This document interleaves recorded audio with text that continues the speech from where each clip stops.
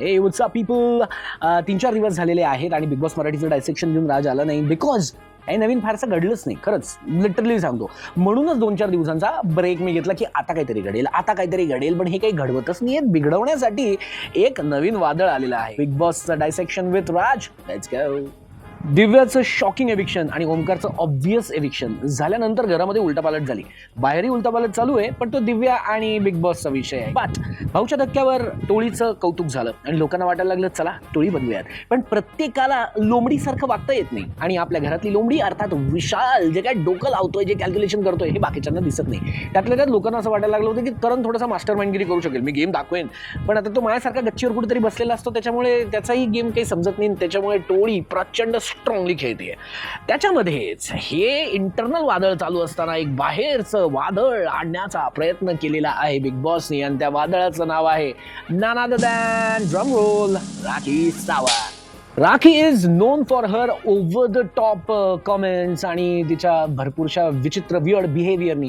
But आत्ता तिचा weird makeup सोडला स्टार्टिंगला ती येत असतानाचा तर बाकी काही वियर्ड असं दिसलं नाहीये. एक टोन डाऊन व्हर्जन राखीचं बघायला मिळतंय जे दीपालीने पण ॲड्रेस केलं होतं की ही ती वाली राखी नाहीये जी आधी होती.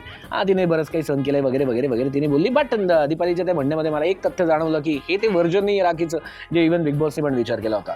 बट एक तो है आग खत्म हो गई हो, तीली बनना छोड़ा नहीं है मोहतरमा ने. आणि या तिलीने खाली पेली लोकांना बोटं लावायची सुरुवात केली. गॅस लाइटिंग कशाला म्हणतात, याला म्हणतात. तर तिने अनुश्रीने पहिले तिच्याबरोबर पंगा घेऊन थोडंसं फुटेज खायचा प्रयत्न केला, तो जमला नाही. बट नंतर तिने रुचिताला छान बोट लावलं आणि रुचिता बिंग रुचिता जोरदार भडकली. मग तिला ते ट्रिगर झालं आणि अजून 4 वेगवेगळ्या लोकांबरोबर ती भांडायला लागली. तिला असं वाटलं की राखी सावंत बरोबर मी भिडू शकेन बट आम्ही बच्ची होतो. वेल जोड्या जुळवण्याचा कार्यक्रम बिग बॉसमध्ये झाला नाही तर मग त्या सीझनला काहीतरी नजर लागली असं म्हणायला पाहिजे. बट रुचिताला थोडंसं वाटायला लागलेलं आहे विशालबद्दल, हे कळायला लागलेलं आहे. तर विशालला तिच्याबद्दल काहीच वाटत नाहीये हे तिला नंतर कळेल.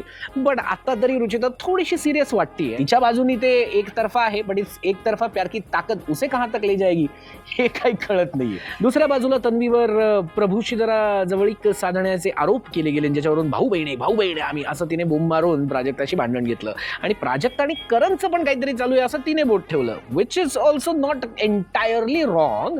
कारण की करण म्हणताना बघायला मिळालं की माझ्या पेरेंट्स नंतर मला कोणाबद्दल काळजी वाटली तर ती तू आहेस. सो असे वेगवेगळे डायनामिक्स या व्हॅलेंटाईन वीकमध्ये आपल्याला बघायला मिळत आहेत. हे पुढच्या आठवड्यात बघणं फार मजेशीर असेल. बट आत्ताचा हा जो कॅप्टन्सीचा किंवा कंटेंडरशिपचा जो टास्क आहे हा कसा जमतोय सस्या कासवाचा खेळ हे आज आपल्याला कळेल. त्याचं डायसेक्शन घेऊन राज परत येईल. टाइम. Ciao.